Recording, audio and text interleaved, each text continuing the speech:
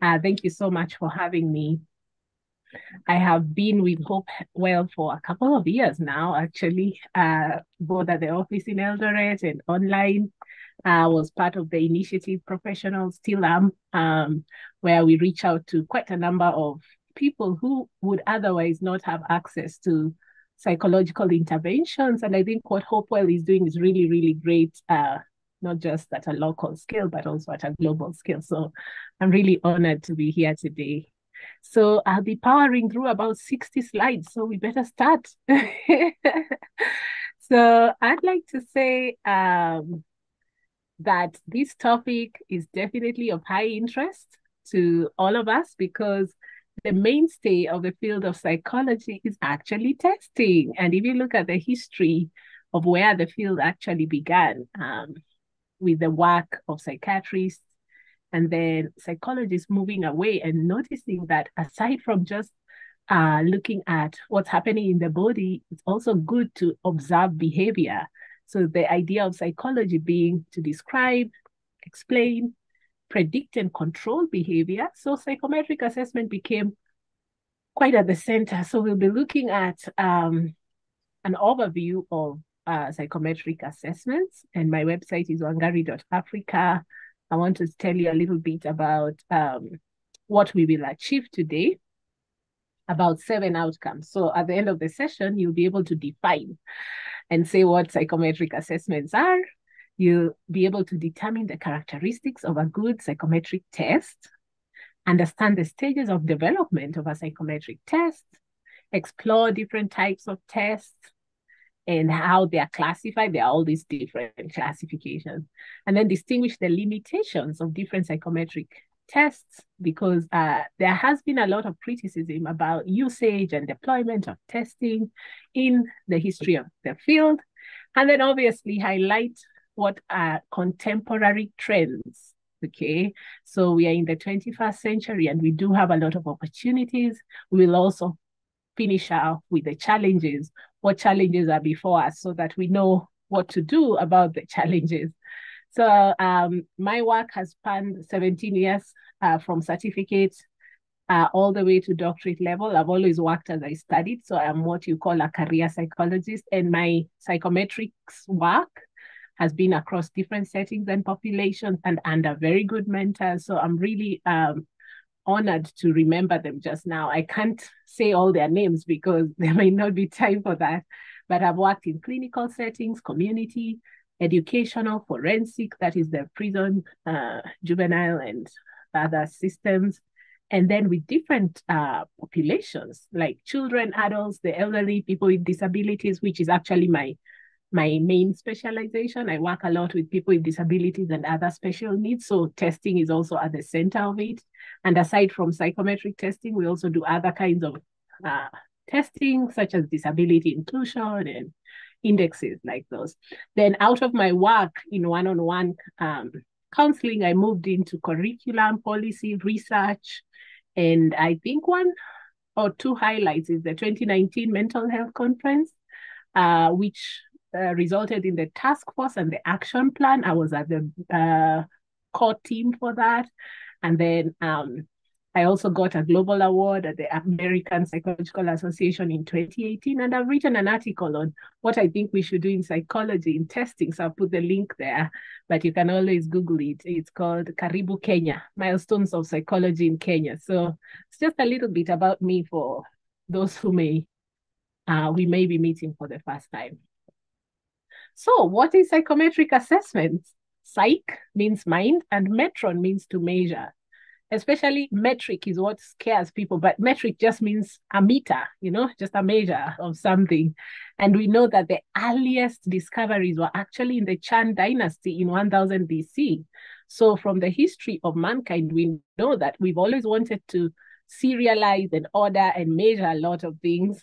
Of course, in Africa, there was also a lot of measurements. Actually, the earliest mathematical skills are found in sub-Saharan Africa. You've seen the stories of the pyramids and things like that. Let me know if my internet is buffering. Okay. And then East India Company started formalizing measurement in 1832 AD.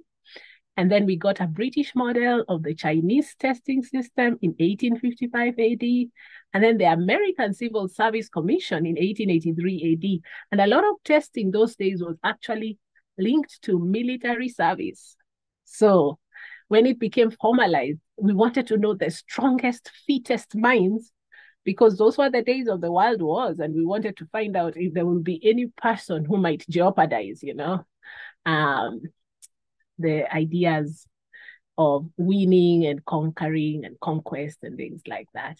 So there have been two streams of thought in the early days of testing.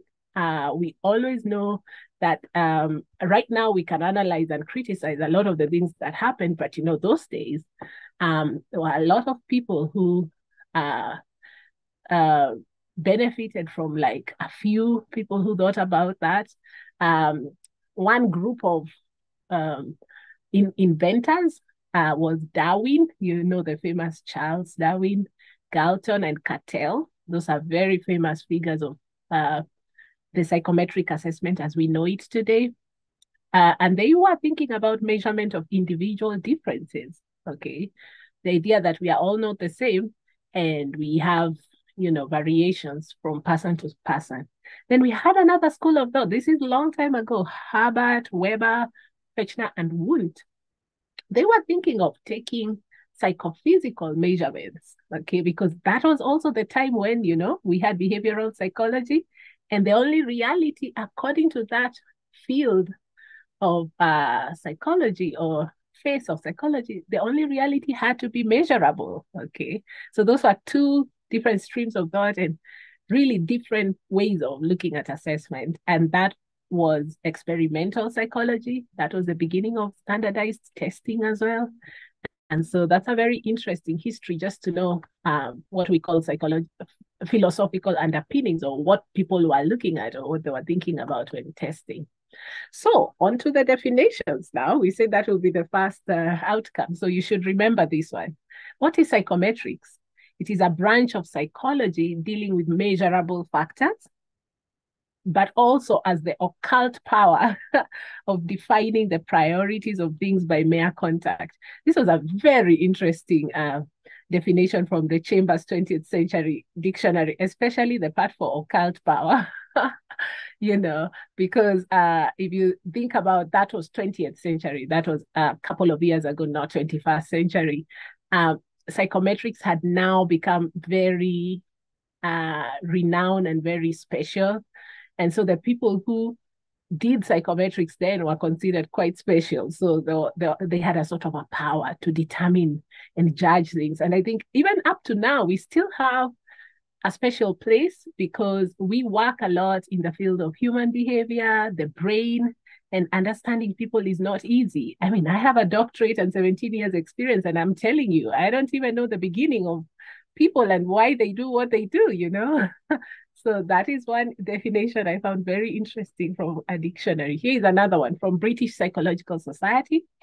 A psychological test. That's probably the word we use a lot, psychological test, which is the same as psychometric assessment, is any procedure on the basis of which inferences are made concerning a person's capacity, propensity, or liability to act, react, experience, or to structure or order thought or behavior in particular ways.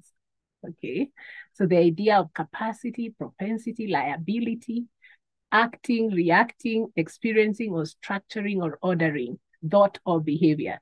Remember, again, our psychological field is actually based on the brain and human behavior. So we look at more observable features and also unobservable ones, like the thoughts. So APA also has a definition. Psychological tests are written or visual or verbal evaluations administered to assess the cognitive and emotional functioning of children and adults. That's a more pragmatic definition, don't you think? Then we have one more here. A psychological test is an objective and standardized measure of an individual's mental and or behavioral characteristics. A psychological test is an instrument designed to measure unobserved constructs, also known as latent variables. I like Wikipedia definitions because they are easy. We don't use them a lot in academia, but This is also just a normal presentation. So I like to use Wikipedia from time to time. If you want to look up anything, you just check Wikipedia. You can see that's pretty clear what it is. It's an instrument to measure unobserved or observed, variables or characteristics or traits or things like that. Also very pragmatic. So that is what psychological testing is all about. So I'm going to dwell on this a little bit because I think this is very important. When we talk about characteristics of a good psychological test, we mean that it has verifiable psychometric properties. And when we say psychometric properties, what are we talking about? One of them is reliability. Reliability is the idea that in any sample or population, if a test or a scale is used to measure something, and then tomorrow again it is used, the results should be pretty much the same. So for example, if you come to Kenya and ask people, is the cost of living high or low? So if you have designed a test or a scale like that, and you come and you ask people in one pocket or one place, and then you go to another place, you ask people, if you get like low and then high and then end up with the answer as low, most Kenyans will tell you, no, that's actually not representative of what most Kenyans are feeling right now. So you cannot say low. It means probably there was a problem with your test. Because if you ask most Kenyans, right now the cost of living is high.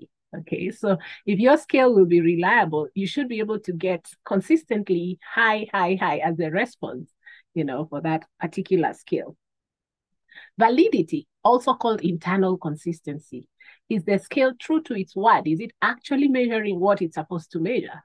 You may have a scale for hope. I'm just going to use hope because we are at Hopewell.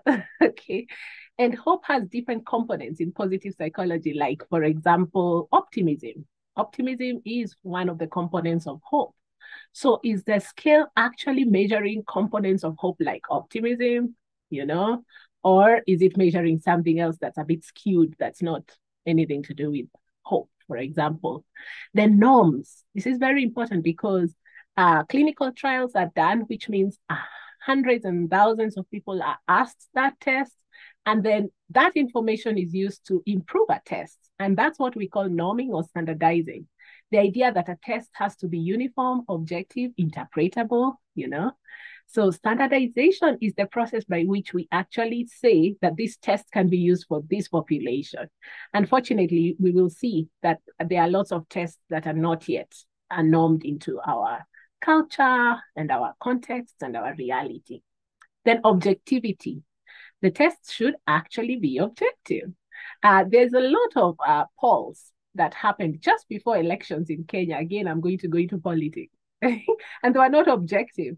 They mostly asked the loud people who are heckling, and maybe they were volunteering information. And then, those polls were very subjective. So a test has got to be objective in its construction. So those are some characteristics of a good psychological test.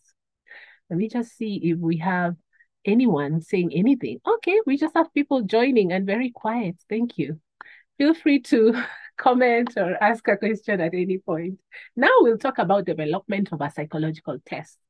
Usually there is a procedure. We analyze a situation. Then we have a tentative selection of test items. We just creatively design what we think should be asked. And then we develop some standardized procedures. Most of the time, we're looking at critical analysis of what actually needs to be the test all about, and how it's also deployed, how it's actually administered. Then that standardized procedure or protocol is now tried on people. I worked about 5 years in a lab. I was in charge of a psychology lab, and I would administer a test to a representative group. And even when I did that, I was working under cognitive and developmental psychology. Sometimes we found that some test items needed to be changed around. So again, we would do final selection of test items and then evaluate the final test. Remember, this process is very iterative. You can move from stage 6 back to stage 2 and so on and so forth. I thought this was an important slide because we all have to do development. And I think we haven't done enough of advertisement of the psychological tests we've ever created.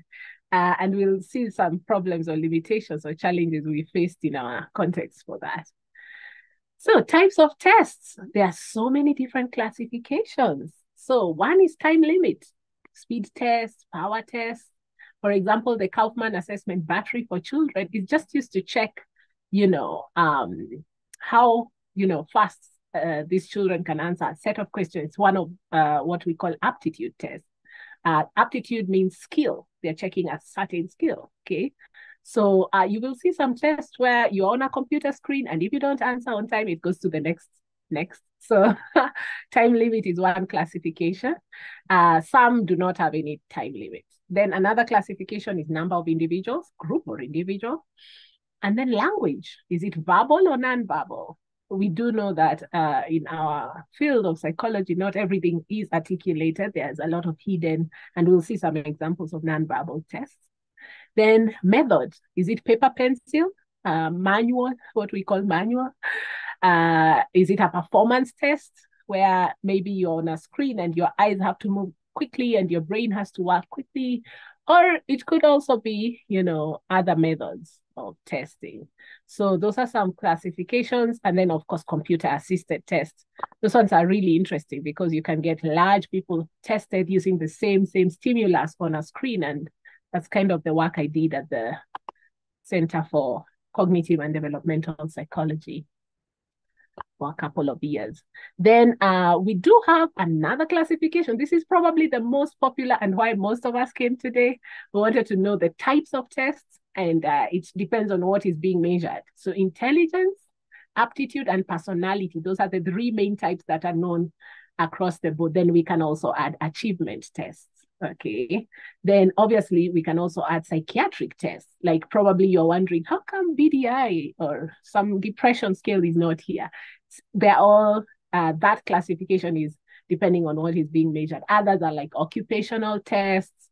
I do a lot of career coaching, so I utilize a lot of MBTIs and things like that. And then interest tests. Some are more informal than others. You've seen the color test. For personality, some are very well normed. Okay, aptitude tests. I already said aptitude means skills, and there are some examples there. Today, I will not have time to go into each one of them, but I'll try my best to just highlight. So let's look at those types of tests. So we'll start with achievement and ability tests. They stand for Binet. Intelligence skills are a very popular one. If you've been in psychology and counseling, you've probably heard of this guy. He was called Lewis Terman. He was a Stanford psychologist. Therefore, it was called the Stanford test. In 1916, remember those were the days of the World War, and I had said earlier that testing was squarely for the goal of creating the best team to go out and conquer, all right? So those days in 1916, I don't know if any of you know which World War was there, or if any of you have any grandparents who were alive in 1916, or great-grandparents. Probably we all had great-grandparents who were alive then, not grandparents. So what we know is that there are 15 tests, and they have questions and short tasks from easy to difficult. They measure a wide variety of verbal and non-verbal skills. So verbal reasoning, quantitative reasoning, abstract or visual reasoning, short-term memory. If you think about it, those were very important skills for soldiers, okay? So here's a very interesting skill, and you can see the interpretation of each score. And there are scores in ranges. Below 20, they call them idiot. Of course, now we've changed a lot of the language around these scales. This is an intelligence, IQ scale. So Binet came up with a scale of human intelligence, which is now famously known as IQ. But if you see some names now, we've completely dropped them. We don't call people idiots or imbecile or moron. We can say borderline intelligence. Those are the more applicable words now. We say borderline intelligence. We can use genius, gifted, but we also try not to stigmatize too much. Now there's a whole ethics that has evolved around etiquette words for what you call people with low intelligence. So we say borderline intelligence, not these other words. Okay, so I thought that was interesting to show you. So there's another one there, Wechsler. Wechsler is another very famous intelligence scale. This guy, he lived in from 1896 to 1981, almost 100 years. And he was popularly known as Wex, David Wex Wechsler. So he came up with intelligence scales again for the purpose of determining who's fit for purpose for serving in the military. So it had verbal tests like vocabulary, information comprehension, arithmetic, similarities, digit span, those are some of the constructs, performance tests, digit symbol, picture completion, block design, picture arrangement, object assembly. This is a performance test, like you had things on the table to arrange and then he would take measures of like information, your level of general knowledge, which was obviously Eurocentric, comprehension, how well you can understand or grasp concepts, arithmetic, your mathematical ability, similarities. Can you actually have abstract thought and connect two issues? Digit span is about attention span, very important. Soldiers had rough lives. They had to maybe during the night fight and sleep maybe during the day, and when they were awake they had to be quite attentive. They had to be very focused and alert. So they had to check digit span. And then vocabulary, how many word meanings do you know? As we know, vocabulary is has a direct relationship with intelligence, because we build our knowledge of the world from the words we know. Performance intelligence, again, digit symbol, picture completion. Are you able to compare these two pictures and really see what's missing here and put it over there? Block design, picture arrangement, object assembly. And this became now useful even to actual different groups like children. Some people became very, very interested. And you can see from the initial Wechsler's intelligence scale, we had a whole bunch of different ones. So the educational system was very happy with this kind of way of testing knowledge. And they came up with the Wechsler preschool and primary scales of intelligence, the WPPSI, the WISC. The WISC is very popular, up to date. That's the Wechsler intelligence scale for children. Of course, many versions have been created. A lot of contextualization in different populations has been done. Then we had the WISE, Wechsler adult intelligence scales. So these were all adaptations of the initial scale, but now for different age groups, because you can't ask what you ask children, you can't ask that to adults, right? Of course. So we do have the testing kit now available. They can ship it to where you are. You can see they have Scantron papers, and you remember Scantron if you were in 844 like me, and we used to use pencils to complete them. So with the Scantron, it's easy to actually grade, and you can sit in a room and observe people doing all these things. So there's a testing booklet with Scantron paper and story cards and puzzle pieces, block design. They put them in a suitcase and you can order them to where you are. So very interesting, the testing kit. So they have all this. The R at the end is the revised. So what Wechsler's adult intelligence scale revised, you see how you open the suitcase, you get all these blocks. And these are actual, very serious tests. Then obviously Kaufman assessment battery for children. This one was actually from the field of cognitive and neuropsychology, 16 subtests, different things they're testing with children, measuring the school experiences directly, like naming pictures of well-known places and objects. And a lot of these other tests were improvements actually of the Wechsler. So Kaufman thought, oh no, we need to check other things like sequential processing.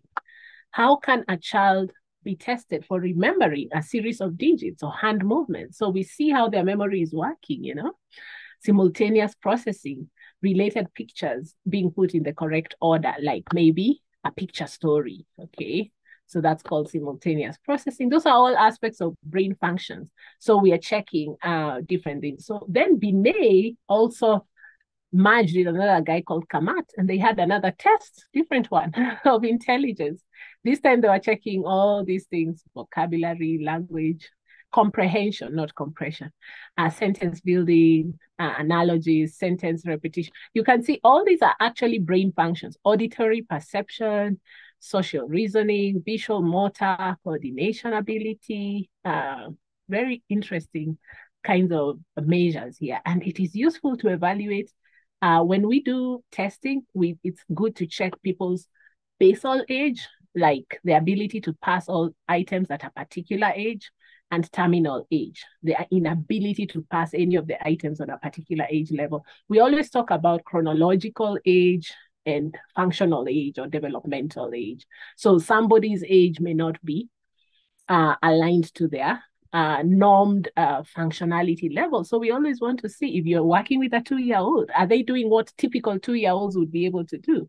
You've always had in our cultures, we say, hey, mtoto hajaanza kutembea. This child is not yet walking and she's 1 year. So that's what we're talking about. Like, what are the normal milestones? And so now we even have these tests translated in different populations, like Hindi version in the Hindi language. Very interesting. Another one, Raven, John C. Raven in 1936 came up with a progressive matrices test, 50 designs. Really interesting. You have a matrix or like a puzzle, and these test takers have got to match alternative pieces there, and they are colored and they have all these levels, from standard to advanced and all that. You can see how it looks like. Very interesting.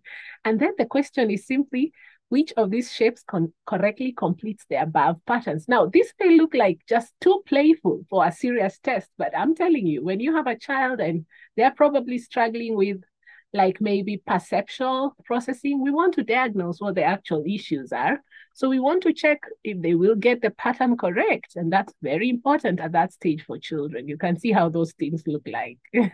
Very interesting. And I think children enjoy also working with them. And then we have another category called personality tests. These are very, very popular. I know you know what personality tests are. They evaluate the thoughts, emotions, attitudes, and behavioral traits, people's strengths and weaknesses, disturbances, psychopathology. So personality tests are currently used a lot, especially in corporate world.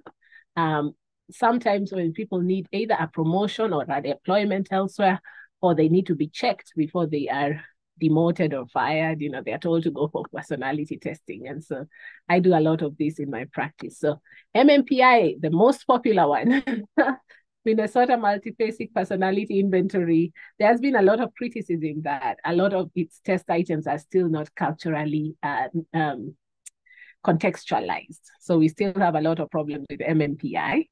But it's available, people use it. You can always write a report and kind of give the limitation. Then we have the MCMI, the Milan Clinical Multi-Axial Inventory. That's also checking different aspects of personality. This one even highlights trauma, if trauma has been major, because MMPI will have a scale for trauma, but it's not so highlighted. Okay, yes, Chebet? Thank you, Dr. Joyce. I'd just like to make an announcement, if you'll allow. Yeah.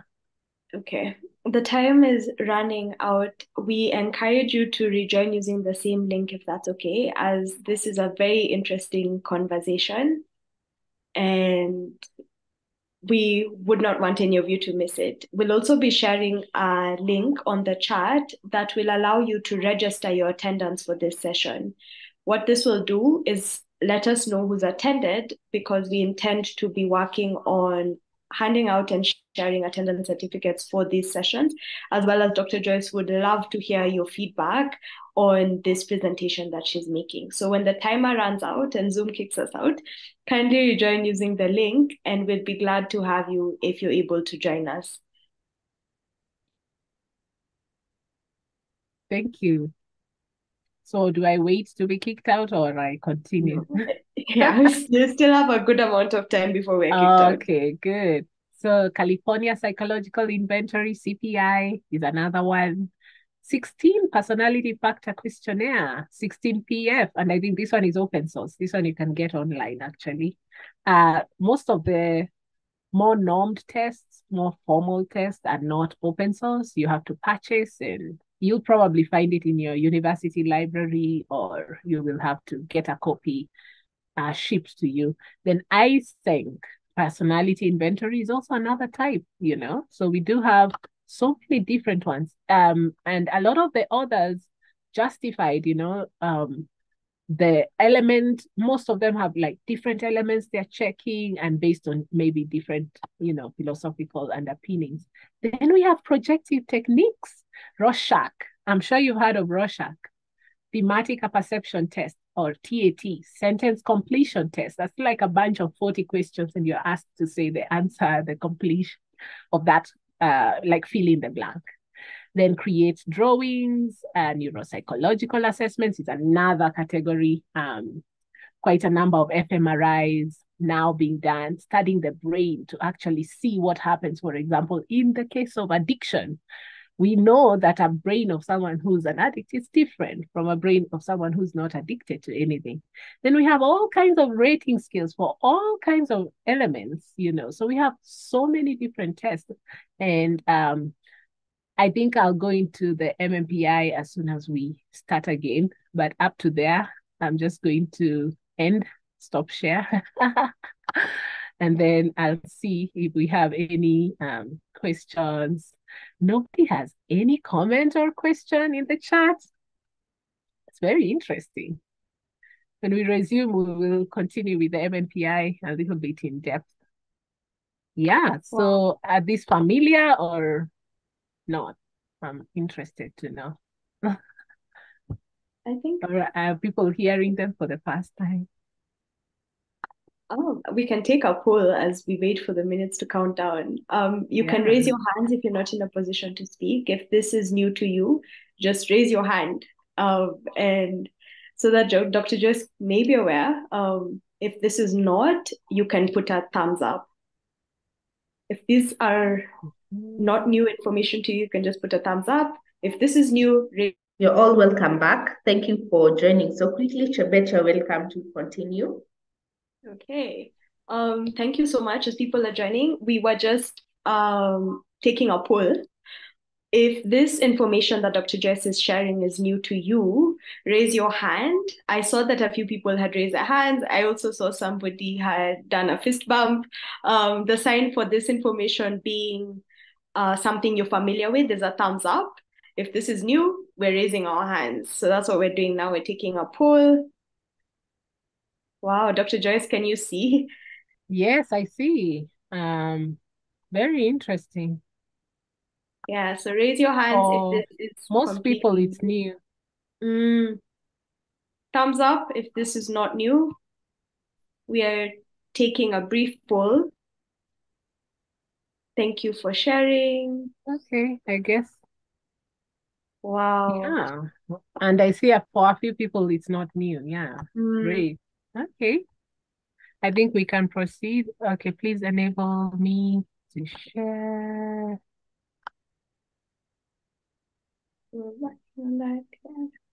Okay, we'll be sharing the link for attendance as well in a brief moment. Thank you so much for your feedback. We're seeing it's not new for a good majority. For some, it's quite new. Wow, thank you. Okay, Dr. Yes. Jess, someone has asked, why is the MMPI not culturally relevant? So I'll answer that quick. Is that actually we did not get enough samples at the time, you know, the scale was made. So it had biases, and you can check out criticisms of these scales online. So that was a very good question. Thank you for that question. At the time when it was made, and up to now, there's still some questions that require you to be inside the American culture, for example. So the MMPI was developed in the late 1930s by Stark Hathaway and McKinley. Those are psychologists and psychiatrists at the University of Minnesota. It's the most widely researched and clinically used of all the personality tests. It's very, very popular because it's still very able to identify a lot of emotional disorders. And I think especially the part of the scale that checks whether you're faking has made it very popular. So it's the most frequently used personality tests in mental health. So it's used by trained professionals to assist in identifying personality structure and psychopathology. It has 567 statements. Usually when I do it in my office, it takes about 3 hours. So I have to give someone a block of time and ask them if they want to also take breaks. If they take breaks, they'll be in my office longer, because that's a long test. But luckily, all the questions are true and false. So answers are scored according to, how they are answered. And we are able to check for things like depression, hysteria, paranoia, psychopathic deviancy, and schizophrenia. So that's really interesting. Just trying to see who needs to be muted. Okay, let me just mute. Calvin. Yeah. So it is copyrighted by the University of Minnesota. It is used. So this is a scale that's copyrighted, meaning you can't just use without permission or purchase, or they check. Nowadays we have platforms where it can be tracked, and you can be sued if you use it without attributing, especially even on their reports. And their reports are auto-generated, so they'll have their logos all over. So it is appropriate for adults 18 years and above. So as I said, it's true and false. It takes 1 to 2 hours, sometimes 3 hours, depending on the reading level, or if someone is getting, like whenever I do the test, if someone is getting affected, you have to stop. You have to be ethical. You can't just ask people all those questions at once. Then we have now versions. When we say MMPI 2, that's the second version. It's commonly used by mental health professionals, and it has even been used outside the field of clinical psychology, like in the forensic system. It's very popular because of the scales that check for whether what you're saying is actually true or not. There's a way that the scales interpretation will be able to check by asking a question a different way, and from the interpretation, they'll be able to see if you exaggerated. So it's very popular in forensic settings. Then we have the MCMI. Also for 18 years and above. It's a self-report test, just like the MMPI. It's also able to detect quite a number of disorders. 175 items, 28 skills, and so many categories, like they check for personality patterns, any severe pathology, clinical syndromes. And these are usually normed from the population, which, was used to construct the test. So they'll tell you in a population of typical white males, this is where you fall in your percentiles, Then the CPI will check traits, personality traits like dominance, responsibility, self-acceptance, socialization, then traits that are relevant to academic achievement. There are so many different things. You've heard of some personality factors like openness, neuroticism, extroversion, we have quite a number of different other inventories, the personality research form. Some are more well-known than others, And then you've heard of the Big Five. Of course, it's very popular now in the recent years, the Big Five personality traits. We use the acronym OCEAN to remember that. So that is openness, conscientiousness, extroversion, introversion, neuroticism, agreeableness, and neuroticism. So OCEAN. So the 16PF was developed by Raymond Cattell and his colleagues. Many decades of research. A lot of the norms tests took a lot of work, and they had to argue long hours and make sure the test is fit for purpose. And then the ISENC personality inventory, this one is just very short, 10 to 20 minutes, you're done. And it has even a lie scale. They'll check, are you trying to fake good or look better than you should be, like what they call a social desirability scale. Then it looks at 2 dimensions of personality, introversion, extroversion, which means where do you derive your energy from? Do you like to be on your own, or people, where you get your energy? And then neuroticism versus emotional stability. We know that's a very popular personality factor. It's how sensitive are you, basically. And then projective techniques. These are the more non-verbal ones, where subjects are asked to interpret or fill in visual stimuli, complete sentences, or report associations. These ones projective. The word projective means coming straight from the subconscious. So because of the leeway provided by the tests, subjects will project their own personalities onto the stimulus. So very interesting. Someone is writing on the screen. Let me see if I can remove that. I don't know where to click anymore. Okay, so one of the projective tests is called Rorschach. Hermann Rorschach lived from 1884 to 1922. So you see, just up to the turn of the last century. And this guy is popular. His test was named after him in the 1920s. He was a Swiss psychologist. So there are 10 cards with ink blots, black and white, and some of them are in different colors. And you're asked to say what you see in each card. So I'm sure you've seen the Rorschach test. I'll show you some pictures shortly. So they check several parameters. What part of the blot a person focuses on, which details, determine the response. The content of the response will be analyzed, what's the object, the person, the situation. Then the frequency over time with which a particular response has been given by previous test takers. So again, norming it in the population. You can see how a Rorschach test looks like. Really interesting. So if you look, you might say, oh, I see a mosquito. Someone else might say, oh, I see a tree. You say different things that you see, and those things are analyzed against what would be normed in your current population. Then, of course, neuropsychological assessments. I had mentioned earlier, we now are really interested in brain functions, and psychology has gone full swing from trying to guess what's happening in the brain to actually checking with scans, what's going on.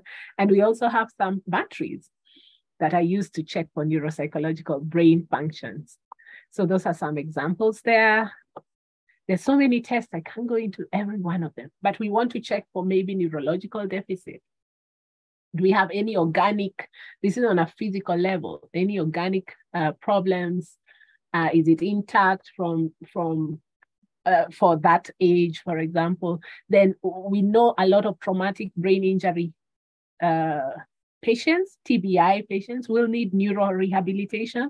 Like, for example, if you got an accident and your memory got damaged, you need cognitive retraining.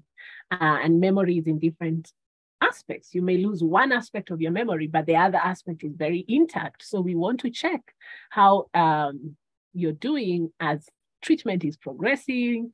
So we'll always be taking progress notes on the milestones. And then we also want to check for developmental delay for sure. So, and then rating scales. We have so many rating scales for different psychological contracts or disorders, These ones help us in two ways. And even DSM is divided into clinical use and research use.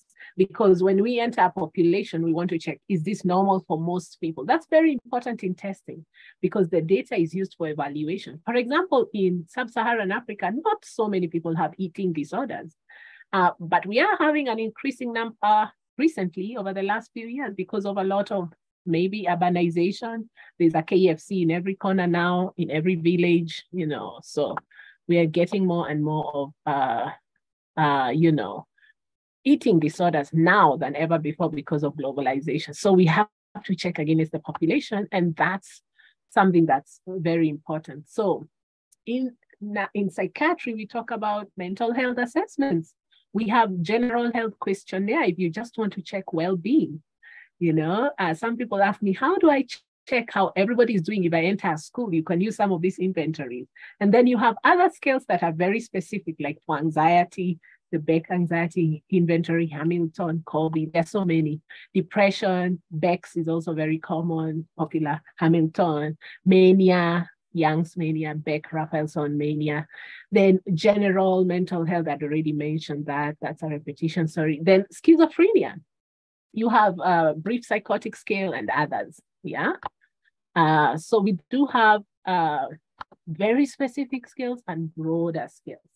So of course, in psychiatry, we assist psychiatrists with checking the diagnosis, case conceptualization, formulation. We identify the areas of stress, and then we take time to actually unpack how this is manifesting in individual differences. So that's a very important role of psychologists, Then we'll be sometimes expected to be expert witnesses, like in forensic settings, and giving, I've done a lot of expert witness work, just telling the judge, is it true or not true, this diagnosis, but you don't have to say what is still confidential to you after you finish testing. And those reports help also to manage care a lot, because now we can assess over time how someone is doing. So those are just some applications in psychiatry.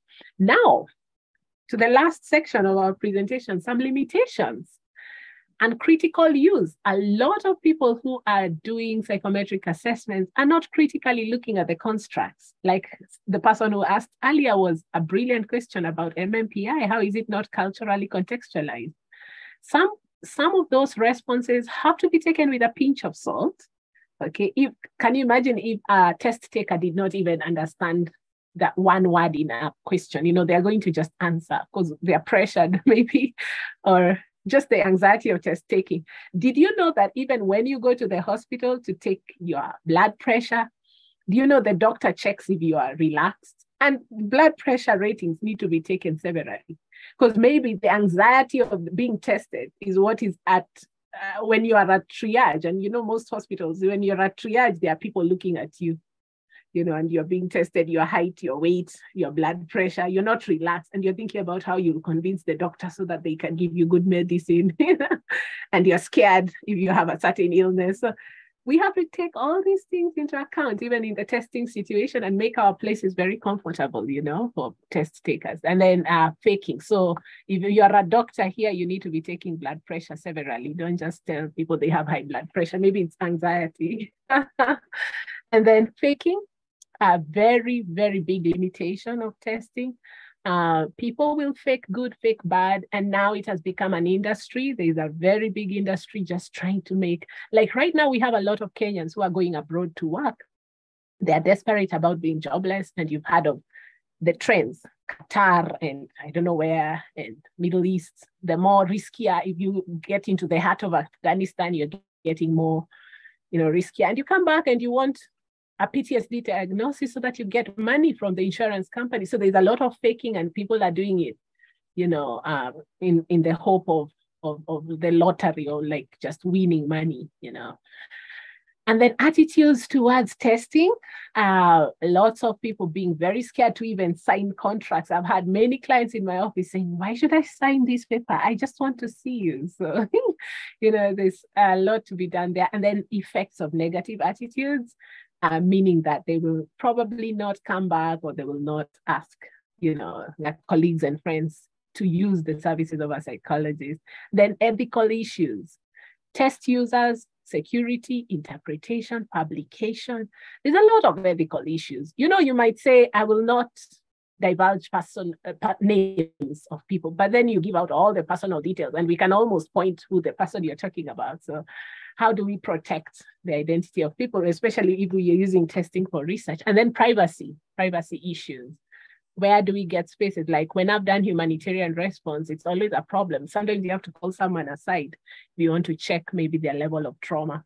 Then what are the current and future opportunities and trends? Culture. We are having a revival of indigenous methods. A lot of us are becoming more confident.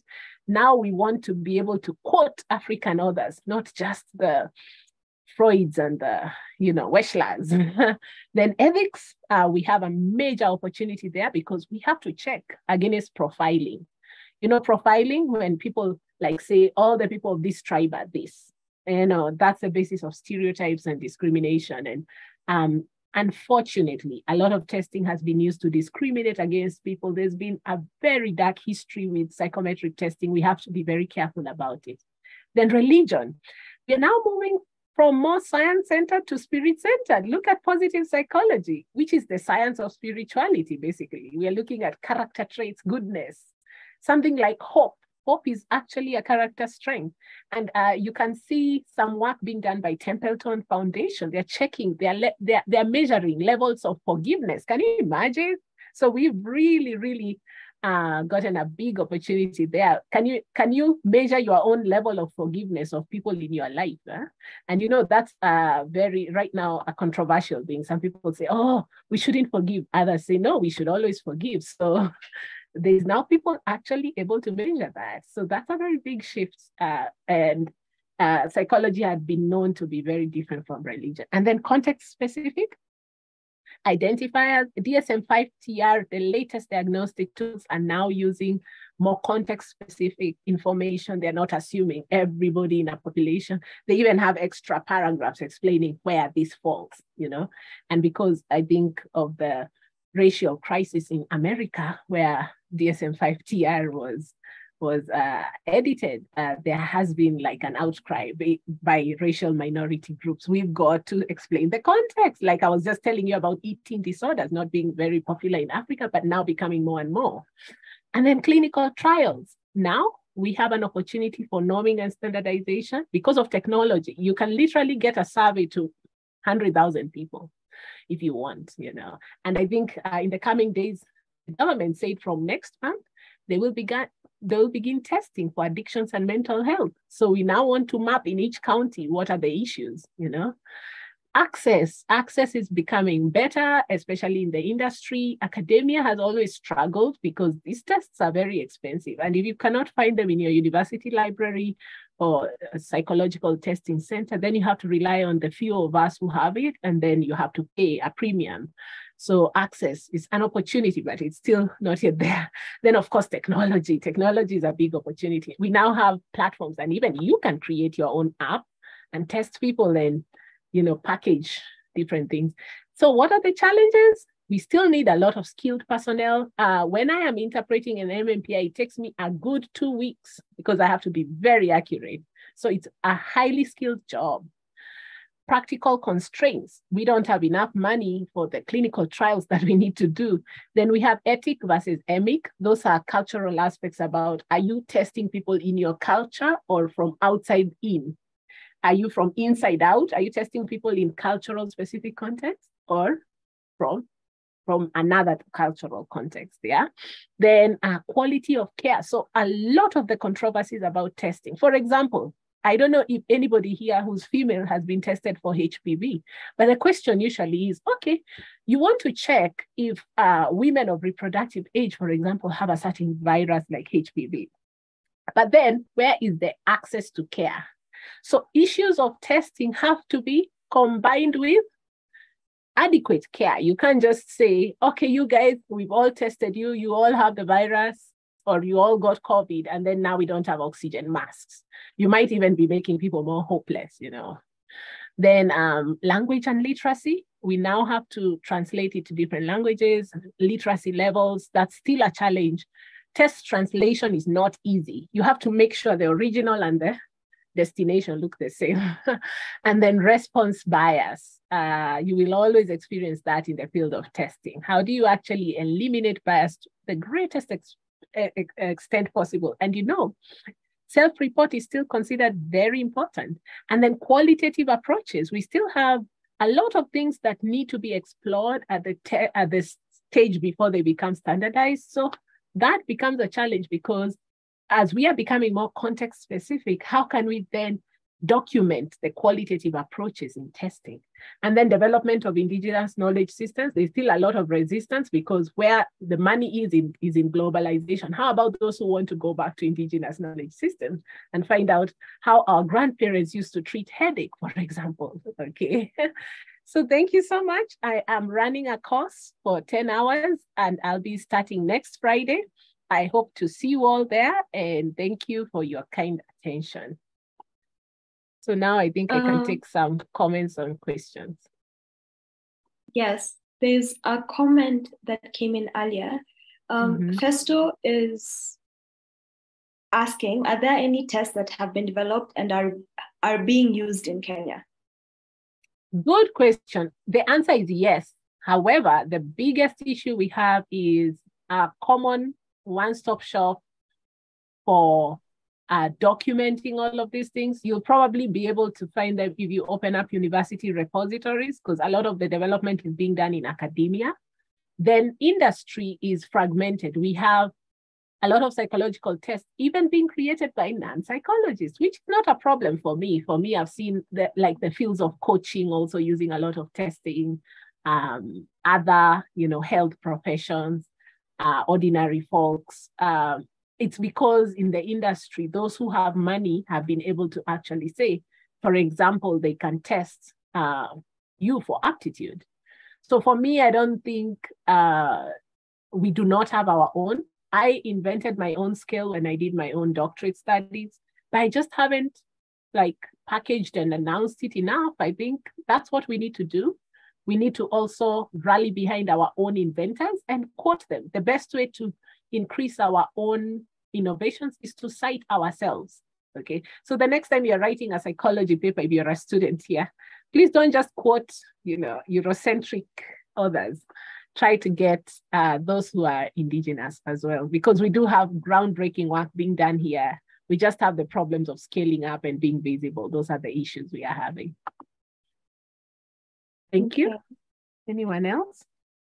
Yes. There is somebody asking, Gladys is asking, will there be a continued learning of the psychometric testing for deeper understanding? For sure. So you see, today I just went really on the surface. I didn't go into each test opening. And we do have major tests and more minor tests, or more visible and more, more popular and more researched and less researched, all these different things. So that's why I was inviting any of you who would like deeper learning to contact me on WhatsApp. Just send me a text. I'll put my number there. Then we can talk more if you would like more training on psychometric. I've done lots of trainings to different people on psychometric assessment. Some people are asking if we will meet in person, because some of these tests need, you to be present. So we'll figure it out. Just let's talk aside. Yeah, thanks. Okay. Next. Another way for you also to register and let Dr. Joyce follow up with you on her courses and any information that she shared is using this link to sign up for your attendance for this course. So this will allow her to be able to follow up, share more information on her 10-hour training, and allow us also to share the resources for this session with you directly to your email. Okay, I'm going to pick a few more of the comments. Yes, Samer, I hope I've pronounced your name correctly. You've made a comment here that I think we can share with the group. So as a certified MBTI practitioner, I have realized that apps and online tests are not fair, as the people who do them are not given the correct feedback about these tests. It's sad, as there are skilled people, but there is not knowledge about how they can be utilized properly. Dr. Joyce, any comments or feedback on this? Yes, I agree. I think we need a lot of sensitization to the population, or the general population, on being critical. One of the most major challenges, it was top of the list when I was mentioning the challenges, is uncritical use. A lot of our populations are now very woke. They'll say, oh, I went to Dr. Google and I just typed something and I found out I have ADHD, or I found out I am really sick, So I try to tell people who tell me that in my office, I ask them, which site was it? I try to give them some pointers to know what is formal, what is informal, is this a standardized test? And because of costs and in-access issues, that's why people are desperately going just online to take any quiz. So if you take a quiz online, just, you do it with a pinch of salt. You always have to know it's not completely accurate. So they are free, they are online tests, and they are informal ones. But then when you want a professional to do that, then you should be able to trust that they have the, expertise, and they will give you correct information. Yeah. Okay, our time is up. These sessions usually run weekly from 9 to 10. However, we'd like to thank Dr. Joyce. We don't want to keep anybody here longer than they had intended. Any final comments, Dr. Joyce, I think, or anybody else who has a comment, we can write on the chat as Dr. Joyce gives us her final comments, and then we'll take any raised hands. Yeah, so I've seen a question on career assessments and also screening versus assessments. We'll look into all of that in my upcoming trainings. I think that we all need to get the challenge of getting our own normed tests and coming together, because I think if we do that, we will be able to invent some indigenous skills that can be relied upon, and that we can now enter into the global space of, testing. Thank you very much. Okay, any questions Yes, we will send the recording and resources from Dr. Joyce directly to your inbox. For those who do use this link to sign up, it also allows Dr. Joyce to follow up with more information on what she shared today, as well as her 10-hour webinar and any other space that you can find her, so that you get more information from her and also get to learn from her in her spaces as well, because this is very important information, and she shared an overview today. However, she is giving each of us a chance to learn from her through her webinar, as well as other spaces that you may find her. Now, we'll give a few seconds for people to copy this link and record your details so that we can allow for follow-up. So just copy it so that you may be able to use it after this call. As you're doing that, I think anybody who has a comment, a thank you to Dr. Joyce, can share it in the chat. She'll be able to see it. Any claps, any reactions that you have for her for this wonderful work that she's done today morning as we begin to conclude the session. Wow. Sarah, your hand is raised. Yes, I wanted to ask, there's a question I wanted to point out to Joyce on whether the psychometric testing training is costed, and if it is costed, at how much. This was asked by someone from the chat.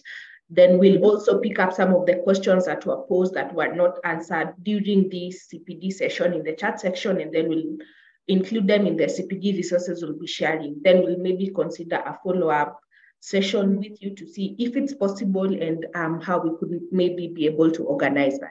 Thank you so much. Thank you. Yeah, thanks for that. Because there were requests for physical versus online, let me just give my contact, and anybody can text me on WhatsApp so that we customize your training wherever you are in the country. I think that will be easier. Thank you. Okay, we'll also be sharing Dr. Joyce's information with the resources so that you're able to connect with her, send her a message, and get more information.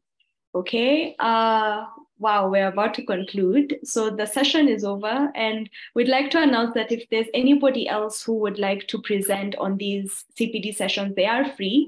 And this is a way for us to just educate ourselves and learn more and develop this profession of counseling more in our country and in our region, because we value being able to give services that are checked. So this is a way for us to keep checking that we're doing the right thing, that we are working in the right direction, and also developing the profession in Kenya. Anyone who'd like to present can reach out to us via our emails, which we will share in the resource package, and let us know what topic you'd like to cover, when you'd like to do it, and we'll be able to schedule in your sessions into these weekly CPD sessions. So let's see, you mentioned about awarding certificates after the session. Yes, this is something we are working on. If we're not able to award for this particular session, we are currently in the process of organizing to have these sessions, have a way to give certificates for these sessions for those who attend. So these will be attendance certificates for these CPD sessions. And we are in the process of working on that, as many of you had requested for us to do that.